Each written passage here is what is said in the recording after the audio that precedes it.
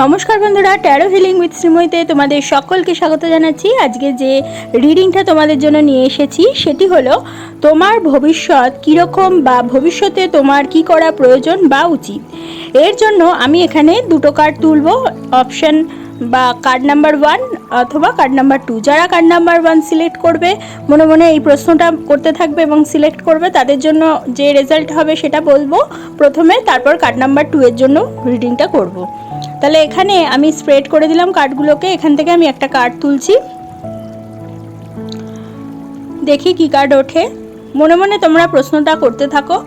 এটা card number 1, card number 2, দেখে নেব কার্ড নাম্বার 1। আচ্ছা, হিলিংয়ের কার্ড উঠেছে।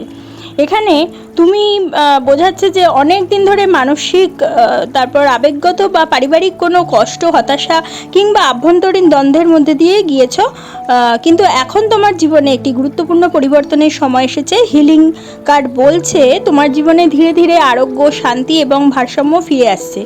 ভবিষ্যৎ কেমন হতে পারে, এই প্রশ্নটা যদি তুমি মনে মনে করতে থাকো বা কী করা উচিত, তার উত্তর হলো অতীতের মানসিক আঘাত থেকে বেরিয়ে আসার সুযোগ পাবে, সম্পর্কের ভুল বোঝাবুঝি মিটতে পারে, মানসিক চাপ কমবে এবং নিজের প্রতি আস্থা তোমার কিন্তু বাড়বে। জীবনে নতুন আশা, ইতিবাচক অর্থাৎ পজিটিভিটি আসবে এবং আত্মিক উন্নতির অর্থাৎ সোলের উন্নতির একটা সম্ভাবনা কিন্তু তৈরি হবে। যেসব কাজ দীর্ঘদিন ধরে তোমার আটকে ছিল সেগুলো ধীরে ধীরে কিন্তু গতি পেতে পারে। ভবিষ্যতে তোমার কী করা উচিত, এই প্রশ্নের উত্তরে এখানে বলছে যে অতীতের কষ্ট এবং ক্ষোভ ছেড়ে দেওয়ার চেষ্টা অবশ্যই তোমাকে করতে হবে। নিজের শরীর ও মনের যত্ন নাও, পর্যাপ্ত বিশ্রাম, ধ্যান এবং প্রার্থনা তোমার পক্ষে খুবই উপকারী হতে পারে। নিজেকে দোষারোপ না করে আত্মভালোবাসার তুমি অনুশীলন করো, অর্থাৎ সেলফ লাভেরও তোমার কিন্তু প্রয়োজন রয়েছে। ক্ষমা করতে শেখো নিজেকে এবং অন্যদেরও। নিজের অন্তরের কথা শোনো এবং ধীরে ধীরে নতুন শুরু করার সাহস তোমার মধ্যে রাখো। এখানে কার্ডের মূল মেসেজ তাহলে কি পাওয়া যাচ্ছে, এখানে বলছে যে তুমি ভেঙে পড়োনি, তুমি নিরাময়ের পথে কিন্তু রয়েছো। এখন তোমার প্রধান কাজ হলো নিজেকে সুস্থ করা, নিজের শক্তিকে পুনরুদ্ধার করা এবং জীবনে শান্তি ও ভারসাম্য ফিরিয়ে আনা। এখন চলো দেখে নিই দ্বিতীয় কার্ডটা যারা সিলেক্ট করেছো কি উঠলো। এখানে উঠলো হচ্ছে ইনোসেন্স। আচ্ছা, এখানে একটা মেজর আরকানা উঠেছে, সেই কারণে কিন্তু আমার আরেকটা কার্ড এখানে তুলতে হবে। তাহলে একটা কার্ড তুলে নিই। আচ্ছা, ইন্টেন্সিটি। এখানে ইউনিভার্সের বার্তা বোঝাচ্ছে তোমার জীবনে একটি গুরুত্বপূর্ণ পরিবর্তনের সময় শুরু হচ্ছে। তুমি যতই অতীতের আঘাত, হতাশা বা মানসিক বোঝা বহন করে থাকো না কেন, এখন তোমাকে আবার নিজের প্রকৃত সত্তায় ফিরে যেতে বলা হচ্ছে।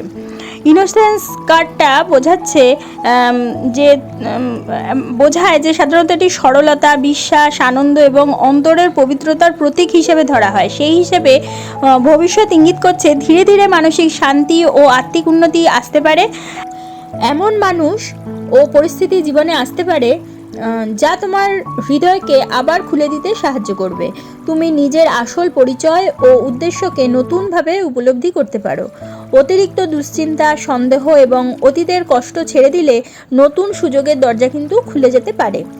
তোমার জন্য তাহলে কী করণীয়, ছোট ছোট বিষয়ে আনন্দ খুঁজে নাও, নিজেকে এবং অন্যদের ক্ষমা করতে শেখো, প্রকৃতির কাছে সময় কাটাও, ধ্যান করো এবং অন্তরের কণ্ঠস্বর কিন্তু তোমাকে শুনতে হবে। সরলতা ও সততাকে জীবনের মূলমন্ত্র তোমাকে অবশ্যই বানাতে হবে।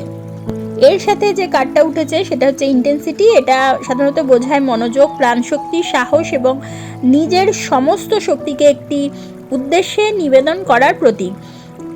এখানে ভবিষ্যতের ইঙ্গিত হিসেবে বোঝা যাচ্ছে যে সামনে এমন সময় আসছে যখন তোমাকে নিজের লক্ষ্য নিয়ে অত্যন্ত মনোযোগী হতে হবে। কর্মজীবন, ব্যবসা, আধ্যাত্মিক সাধনা বা ব্যক্তিগত কোনো স্বপ্নে বড় অগ্রগতি সম্ভব যদি তুমি নিজের শক্তিকে ছড়িয়ে না দিয়ে একটি নির্দিষ্ট লক্ষ্যে কেন্দ্রীভূত করো। তোমার মধ্যে সুপ্ত প্রতিভা ও শক্তির জাগরণ হতে পারে। তাহলে তোমার জন্য কি করণীয়, এখানে একসঙ্গে অনেক কিছু করার চেষ্টা না করে একটি প্রধান লক্ষ্য নির্ধারণ করো। প্রতিদিন নিয়মিত অনুশীলন ও আত্মশৃঙ্খলা বজায় রাখো। নিজের অন্তর্দৃষ্টি ও আবেগকে ইতিবাচক কাজে ব্যবহার করো। ভয় বা দ্বিধাকে পেছনে ফেলে সাহসের সঙ্গে এগিয়ে যাও। এখানে দুটো কার্ড একসাথে অর্থাৎ ইনোসেন্স এবং ইন্টেন্সিটি একসাথে বোঝাচ্ছে যে হৃদয়ে শিশুর মতো একটা নির্মলতা রাখো, কিন্তু লক্ষ্য অর্জনে আগুনের মতো তীব্র হও। ভবিষ্যতে তোমার সাফল্য নির্ভর করবে এই দুই গুণের ভারসাম্যের ওপর। মন হবে শান্ত, সরল ও বিশুদ্ধ, আর কর্ম হবে একাগ্র, সাহসী ও তীব্র। আজকে তোমরা দুটো কার্ড রিডিংয়ের মাধ্যমে যার যেটা পছন্দ সেই অনুযায়ী তোমরা ভবিষ্যতে কী রকম বা ভবিষ্যতে তোমার কি করা উচিত বা প্রয়োজন, এটা সম্বন্ধে তোমরা একটা গাইডেন্স পেলে। যদি তোমাদের আমার এই ভিডিওটা ভালো লাগে অবশ্যই একটা লাইক করে দিও, তোমাদের পরিচিতদের মধ্যে শেয়ার করে তাদের জানার সুযোগ করে দিও, এবং যারা এখনও পর্যন্ত আমার চ্যানেলটা সাবস্ক্রাইব করোনি অবশ্যই সাবস্ক্রাইব করে দিও, এবং পাশে থাকা বেল আইকনটি প্রেস করতে কিন্তু একেবারেই ভুলো না। তাহলে প্রত্যেকে ভালো থেকো, প্রত্যেককে ভালো রেখো। পরবর্তী ভিডিওতে আবার চলে আসবো, ততক্ষণের জন্য সকলকে ধন্যবাদ, নমস্কার।